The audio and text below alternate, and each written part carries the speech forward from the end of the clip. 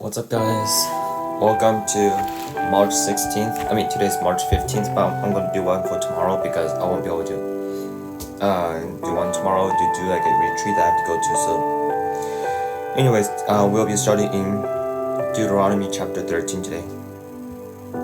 Suppose there are prophets among you, or those who dream dreams about the future, and they promise you signs or miracles, and the predicted signs or miracles occurred. If they then say, "Come, let us worship other gods you have not known before," do not listen to them. The Lord your God is testing you to see if you truly love Him with all your heart and soul.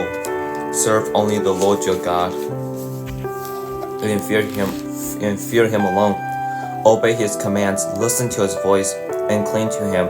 The false prophets or visionaries who try to lead you astray must be put to death, for they encourage rebellion against the Lord your God, who redeemed you from slavery and brought you out of the land of Egypt.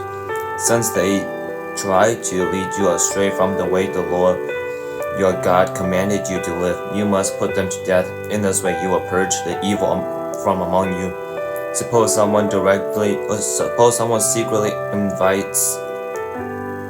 entices you, even your brother, your son or daughter, your beloved wife, or your closest friend, and say, "Let us go worship other gods that neither you nor your ancestors have known." They might suggest that you worship the gods of the peoples who live nearby, or who come from the ends of the earth.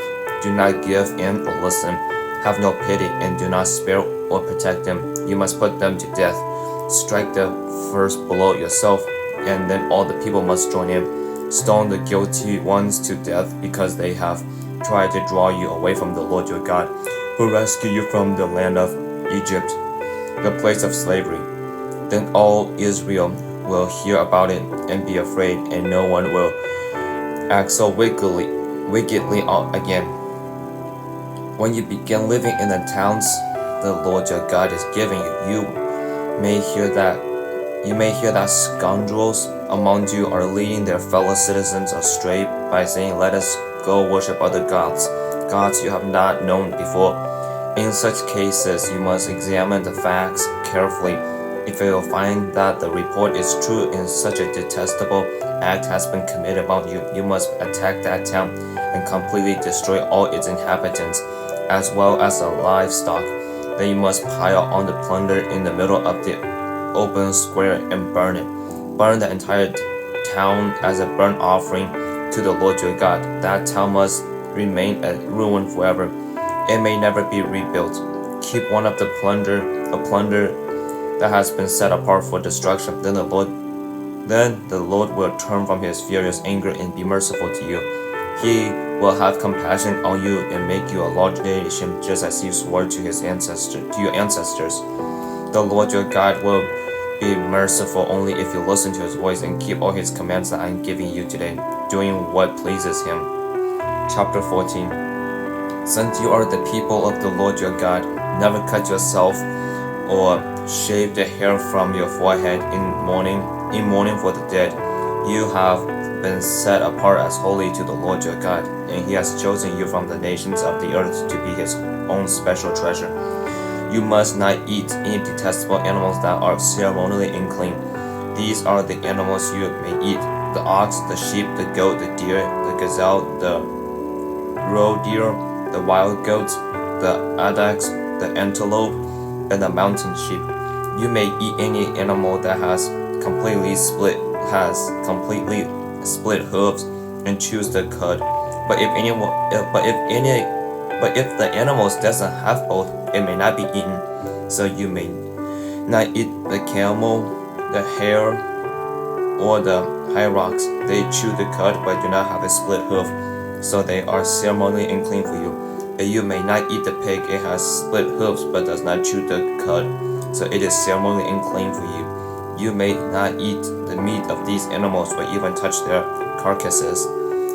Of all the marine animals, you may eat whatever has both fins and scales. You may not, however, eat marine animals that do not have both fins and scales. They are ceremonially unclean for you.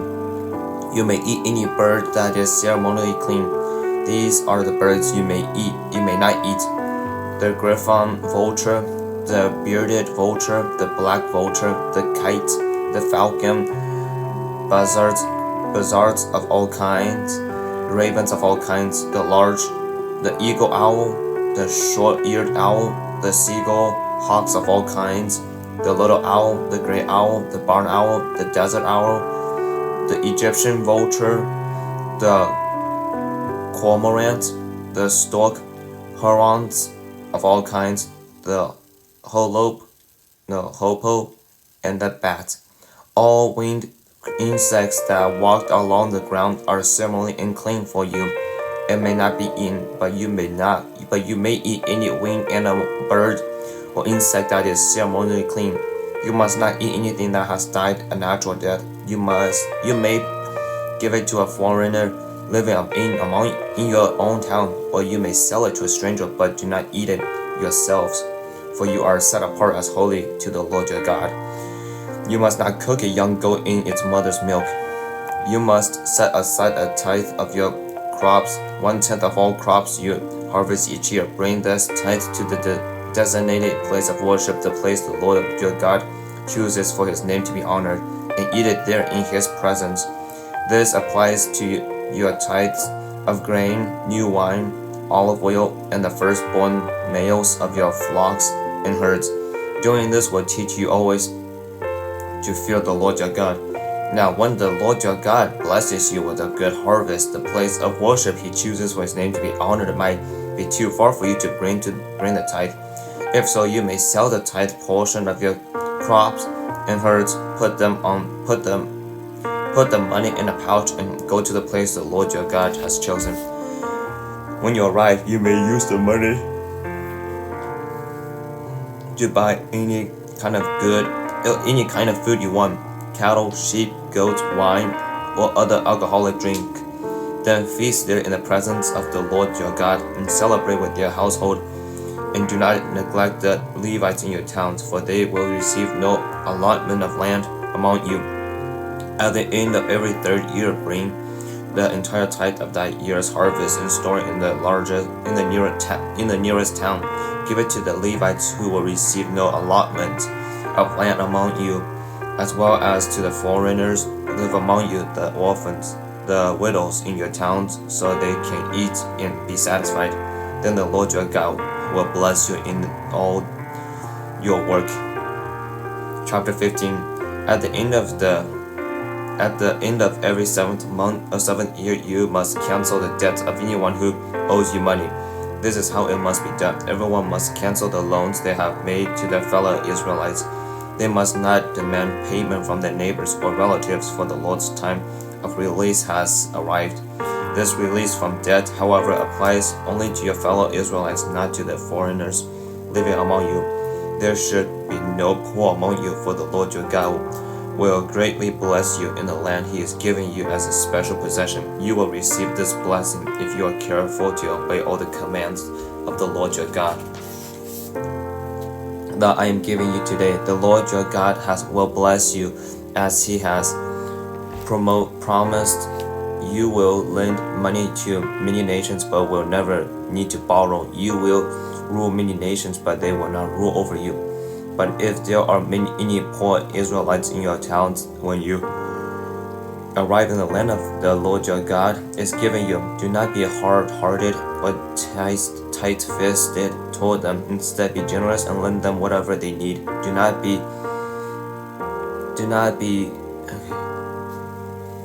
be mean-spirited and refuse someone a loan because the year of the counseling debt is close at hand. If you refuse to make the loan and the needy person cries out to the Lord, you'll be considered guilty of sin. Give generously to the poor, not grudgingly, for the Lord your God will bless you in everything you do. There will always be some in the land who are poor. That is why I am commanding you to share freely with the poor and with other Israelites in need. If a fellow Hebrew sells himself or herself to be your servant and serves you for 6 years, in the 7th year you must set that servant free.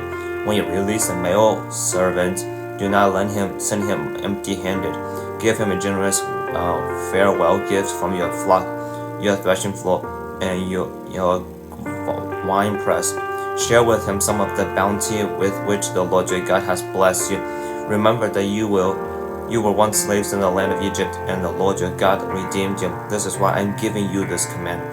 But suppose your servant says, I will not leave you, because he loves you and your family, and he has done well with you. In that case, take an awl and push it through his earlobes into the door. After that, he will be your servant for life, and do the same for your female servants. You must not consider it a hardship when you release your servants. Remember that the 6 years they have given your service worth double the wages of hired workers, and the Lord your God will bless you in all you do. You must set aside for the Lord your God all the firstborn males from your flocks and herds. Do not use the firstborn of your flocks to work your fields, and do not share the firstborn of your flocks. Instead, you and your family must eat these animals in the presence of the Lord your God each year at the place he chooses. But if the firstborn animal has any defect, such as lameness or blindness, or if anything else is wrong with it, you must not sacrifice it to the Lord your God. Instead, use it for food for your family in your hometown. Anyone, whether ceremonially clean or unclean, may eat it, just as anyone may eat a gazelle or a deer. But you must not consume the blood. You must pour it out on the ground like water. Chapter 16.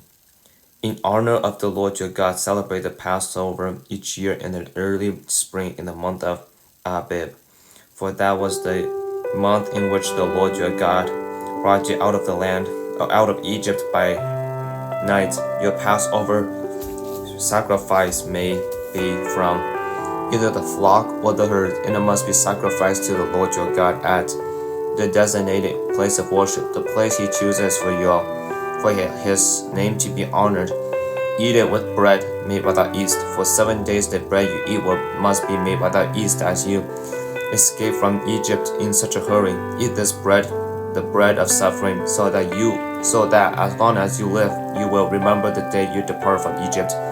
Let no yeast be found in any house throughout your land for these 7 days. And when you sacrifice the Passover lamb on the evening of the first day, do not let any of the meat remaining until the next morning. You may not sacrifice the Passover in just any of the towns that the Lord your God is giving you. You must offer it at the designated place of worship, the place the Lord your God chooses for his name to be honored. Sacrifice it there in the evening at the sundown, as the sun goes down on the anniversary of your exodus from Egypt. Roast the lamb and eat it in the place the Lord your God chooses. Then you may go back to your tent the next morning. For the next 6 days you may not eat any bread made with yeast. On the 7th day proclaim another holy day in honor of the Lord your God, and no work may be done on that day. Count off 7 weeks from when you first began to cut the grain at the time of harvest, and celebrate the festival of harvest to honor the Lord your God. Bring him a voluntary offering in proportion in the blessings you have received from him. This is a time to celebrate before the Lord your God at the designated place of worship he will choose for his name to be honored. Celebrate with your sons and daughters, your male and female servants, and all the Levites from your towns, and the foreigners, orphans, and widows who live among you. Remember that you were once slaves in Egypt, so be careful to obey all these decrees. You must observe the festival of shelters for 7 days at the end of the harvest season, after the grain has been threshed and the grape has been pressed. This festival will be a happy time of celebrating with your family, with your sons and daughters, your male and female servants, and the Levites, foreigners, orphans, and widows from your towns. For 7 days you must celebrate this festival to honor the Lord your God at the place he chooses, for it is he who blesses me with bountiful harvest and gives you success in all your work. This festival will be a time of great joy for all. Each year, every man in Israel must celebrate these three festivals: the festival of unleavened bread, the festival of harvest, and the festival of shelters. On each of these occasions, all men must appear before the Lord your God at the place he chooses, but they must not appear before the Lord without a gift for him. All must give as they are able, according to the blessings given to them by the Lord your God. And that's the end for today. There's a whole lot to share, except probably for the part where it talks about giving and how like we should give not out of grudges, but give generously. And I feel like, and that it does not have to be all about money. You could give people your time, give people your like gas mileages, like by giving people rides. But yeah, I feel like for me, it's like if you can't give people without holding a grudge, without a mean-spirited or grudging against it, then you might as well just not give, because like the whole point of giving is out of joy, out of generosity, out of love, not out of grudges, not out of hate or feeling like it's a sense of duty that you have to do. You know, I mean, you could if you want to. Maybe God will work through your spirit, but I just encourage you guys to think before you do something for someone else. If you do it out of self recognition, or holding grudges against people, or if you just feel like you do it because it's out of like a sense of duty, you're not doing it in a generous and loving and freely kind of way. But yeah, other than that, that's basically what it is about and stuff. So may you guys go and walk with God.